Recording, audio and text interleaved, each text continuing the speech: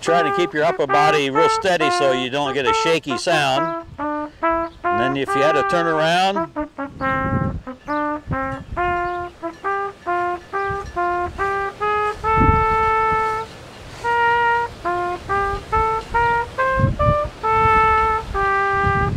like that.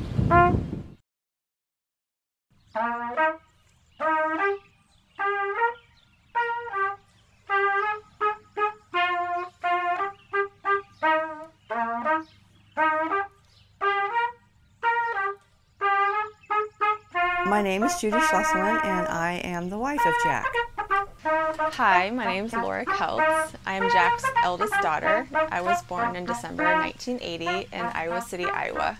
So I am Gina. I am Jack's second daughter, and I currently live in California. I'm Joanna Ruddick, and I am Jack's youngest daughter. I currently live in Iowa. Well, I'm Jack Schlesselman. I was born May 31st, 1947 in a farmhouse outside of Deep River, Iowa. My parents were Walter and Eleanor Schlesselman. And actually I was born in our living room on the couch, believe it or not, in our farmhouse. And Dr. Hattie Crane was the pediatrician, or the doctor who delivered me. So she was my pediatrician when I was younger. Yeah, we had a farm probably between 90 and 100 acres, and so my dad always did other stuff to supplement the farm income. And my mom was basically a housewife, a farm wife, and you know, did what farm wives did back then. She and I and my sister, we would usually do the cow milking and some various chores. I thought that his mom and dad were just very simple, nice people. Very, very friendly, very welcoming. I thought they were just very nice, hospitable people. I remember when we went to their home, to his parents' home, to announce that we were engaged. His father, who had no teeth because he just lost his teeth and had them all pulled out and never, maybe he had false teeth. They didn't wear them. I never knew Walter to wear teeth, you know. He said, "That's the best news I've heard in 6 months." And he just slapped his knee. And I think what happened 6 months previous was that his youngest granddaughter had been born. And his boy was going to be getting married, doggone it, and he was 31 years old. And that was the best news he'd heard in six months. My mom was a very pleasant lady, very well liked, very nice. She was a little shorter, a little on the heavy set side. My dad was kind of lanky, tall and skinny. He was about 6 feet tall. He was bald at an early age, so I don't remember him with much hair. I have very short memories of his parents being alive, and I think they died when I was like 3. So his mother, I just remember making like strawberry pies, and she wore like a chef's apron. And then his dad, I just remember he was toothless. Sorry, but he was toothless. Mom brought that up too. You and your mom said the same thing. That's funny. She's toothless. And he went to Dr. Belligani in Victor. And the doctor asked him if he wanted any Novocaine. Dad said, "No, just pull them out." And so he pulled out about 8 or 9 of my dad's teeth. No painkillers. I still remember, I don't think he slept for probably 3 or 4 days, nights after that. But he was just a tough old German. And after his gums all healed up, he tried false teeth, but they didn't fit right, and he didn't like them, and so he got mad, and he just backed over him with his car. I inherited my sister's Sears and Roebuck trumpet, and when I started messing around with it, it had several holes in it, and so I put Scotch tape around them so they wouldn't leak, and so I could play. My official instruction on trumpet came when I was in 4th grade. The teacher was Mr. Boyer. He was a grad student in music at the University of Iowa. In the spring, I would usually have to walk to school, and it was about a couple miles. And then to practice on my trumpet, I had to carry it home, and that got kind of heavy. And I remember one time I was on the road, and I was so mad about having to carry that trumpet that I was going to throw it in the ditch. And lo and behold, just as I was getting ready to throw it in the ditch, in the car coming up was Mr. Boyer. He offered me a ride home. And so I really felt bad about that. So I never did quit the trumpet. So by the time I graduated, I thought I just didn't want to go into college, and I went to my Navy band audition, and I got assigned to a unit band, is what they called it. It was a glorified dance band. I remember one parade, we marched in the annual Bunker Hill Day Parade in Boston. And at that time, I think it was '68, we were right behind the dignitary Robert Kennedy. He was running for president. But there he was, just right in front of our band, in the parade. That was kind of cool. This is me. I think it's probably 1969 or '68, and they had me go play taps on Old Ironsides, the USS Constitution. And this reporter took her picture with looking up at me like this, and it actually appeared on the front page of the Boston Globe. Wow. And she even spelled my name wrong. So that's my claim to fame there. Well, and then there was the GI Bill, and I thought, might as well take advantage of that. And so my high school band director got me an audition at Central College in Pella. And I was able to start right away in August of 1969. After studying, probably around news time, 10 o'clock, 10:30 in the evening, several of my friends, we'd go up to a bar in Pella and just have a couple of beers and shoot the breeze, and before we called it a night. I remember the one lady who owned the establishment, her name was Jerry Hunter. She was old back then, and the nights we were there, many times at the bar, she would just go to sleep. And one of the college guys, they just go around behind the bar and just run the bar and close it down.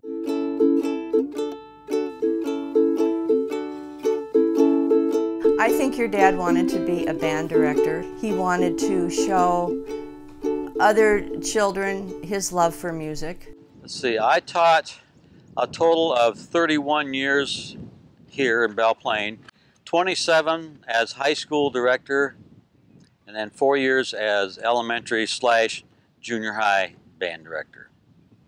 Of course, I was more adept at the brass instrument. He used a valve like the baritone and French horn and tuba. I mean, I could play the trombone some, saxophone some, clarinet and flute not so much. But I could teach them. I knew what to tell the kids to do to perform well. And believe it or not, I think some of my best students played the flute. So go figure. And for about 3 decades, every fall, I would have my band perform here at halftime and pregame sometimes. I remember one time we had our new uniforms. It was kind of drizzly during the first half, and about halfway through our show, it started pouring. And we finished up, but it was really wet, so I had to hang all the uniforms on chairs during the weekend. Just blowing my stove around. I know that my... So over the years, my dad has been involved in many, many activities. He's church choir director. He plays in Marengo Civil War Band, What Cheer Wins, the Jazz Edition, Iowa Military Veterans Band. He is a bugler for the Belle Plaine Legion. At Christmas time, when Belle Plaine has its Christmas celebration, he is a member of the Lions Club. He helps his wife water the hanging baskets on Belle Plaine's Main Street 4 times every summer, a week at a time. That's with a golf cart, and it's so much fun. He just jumps in wherever there's a need. You know, if anybody calls for anybody to help, he'll help if he can.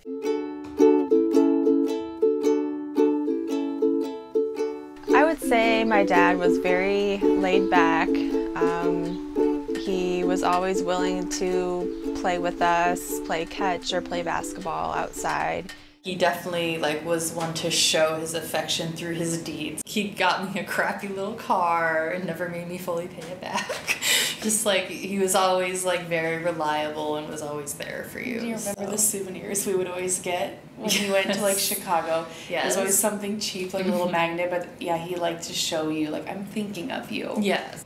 I think he treated us pretty, in my opinion, gender neutral. He would play sports with us, but he also played dolls with us and let us I don't remember him playing dolls with us ever. Or let us put hair ties in his hair. I mean, he and was not there when we were toes. stringing Barbies on kites and cutting their hair. But he would let us do his hair, that's and true. put bows in it. But then he was there to play basketball and play catch with us, and I see that dynamic with my children too. And Yeah. yeah. Then fix your hat. Fix my hat. Oh. Okay. How's that?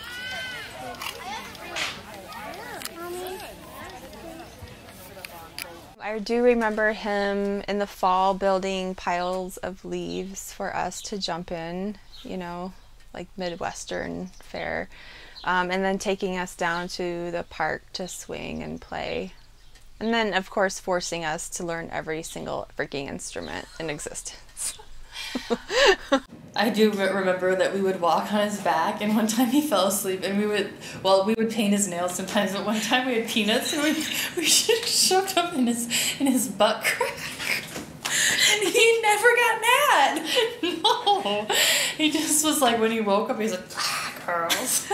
Dad used to pay us $0.25 to rub his feet when we were kids, and I used to think it was a good deal because, 25 cents back in the day, what a steal. I just don't understand how he was so patient. We were so annoying when we were little. I mean, the screaming games we would play and make up with each other, and when our grandma would come stay and I would come sleep upstairs in your room, as a parent now, I get really annoyed when my kids are too loud. I just can't.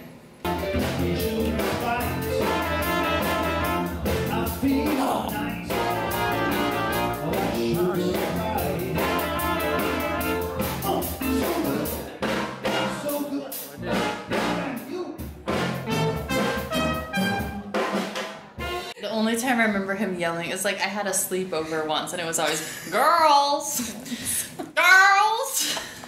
And that's enough, girls. It's about that time. Yes, it's about that. Go to bed, girls. During my teenage years, I just remember Dad, again, going out of his way to come to all of our events. A lot of games, a lot of performances, sports, music. He was pretty much at all of them, which now I look back and I really appreciate that dedication. He's not very good with math, which is kind of ironic that he is a band director and you have to know a lot of mathematical music. Yeah, it's just, you would think that would be more his niche, but it's not, because I remember in 8th grade I asked him to help me with algebra homework or something, and I got a D on that assignment, and I said, Dad, I came home and I was crying because I wanted to get good grades, and I showed him Dad, seriously, and he goes, well, you shouldn't have asked me to help you. I think Jack's parenting skills have shown up in me a little bit, in that I am fairly relaxed with my children on most things.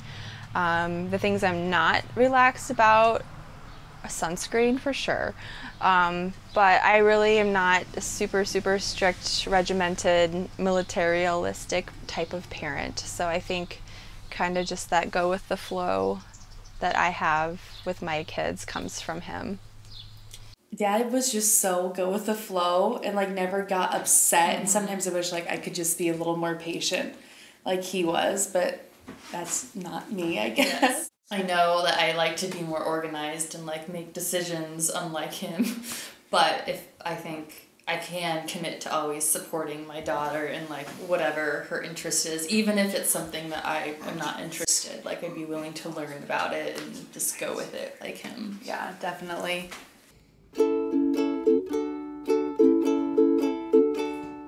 Jack Jack loves driving the school bus for Belle Plaine Schools. And he had been driving the bus while he was a band director, so he just kept on. He had a CDL, and he really does love it. He has the personality for it. He's very laid back. I think it keeps him busy. It keeps him involved with the students and the staff, and it gives him something to do. And then when I retired from teaching in 2011, I started driving full-time right away, morning and afternoon route, and all sorts of various activities, ball games, band performances, you name it, field trips.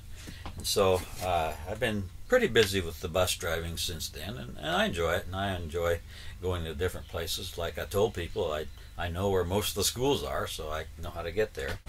So, Dad, do you feel like you're above cleaning a bus? Well, I'm above the seats. What do you mean, above cleaning the bus? You know, you're retired, you were a teacher, and now here you are cleaning up after some punk kids. Huh. I don't know. It's a job that needs to be done. I am getting paid to do it, so what the heck? Huh. Like I said, it's not rocket science, so I can figure it out. So. That's it? That's it, basically. So what do you like best about driving bus? Well, it's the variety of going to different places. It fills up about half my day, actually, and the middle part of my day is pretty free, so that's gives me a chance to go to the old geezers coffee group. Seems like it's elementary kids I have to get after more than anyone. The junior high and high school kids, they're usually in the back, and they're, especially in the morning, they're sleepy and tired. Do they like seeing you? Do they like seeing me? Do you think they like you? Well, I think none of them really thrown up when they got on the bus, so what can I say? Have they ever brought you gifts? Yeah. One girl, she even brought me a little bouquet of dandelions one time. She thought that's pretty cute.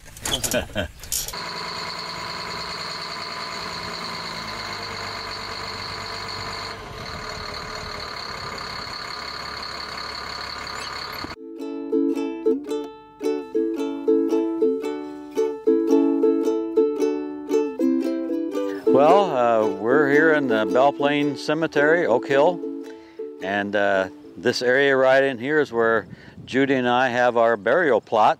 We don't have the stone yet, but we will eventually. So, what can I say? This is where it ends. When you are laid to rest, what do you hope people say about you? Look, he's moving. Well, you know, you think about death and that now and then, but you can't let it consume you, and just, I think, live life the best you can, and live by a good moral code, treat each other like you want to be treated. What else is there?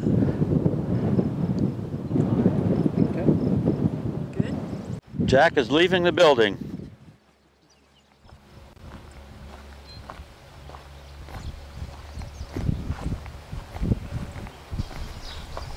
Dad's life philosophy is, well, there you have it.